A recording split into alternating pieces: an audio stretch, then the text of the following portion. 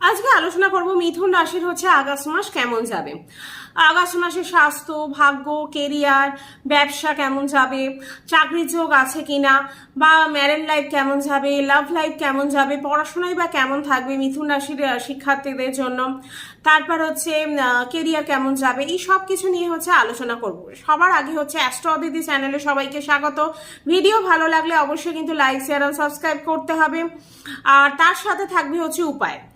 এবার প্রথমেই জেনে নেবো হচ্ছে গ্রহগুলো কে কোথায় বসে আছে।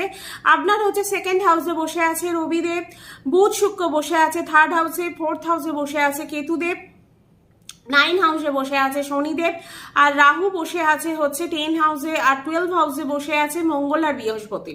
এই গ্রহগুলো হচ্ছে বসে আছে। এবার জেনে নেবো যে এই মাসে কোন কোন গ্রহগুলো কোথায় চেঞ্জ করছে। প্রথমেই হচ্ছে 16ই আগস্টে হচ্ছে সূর্য সিংহ রাশিতে প্রবেশ করবে, নিজের ঘরে প্রবেশ করবে।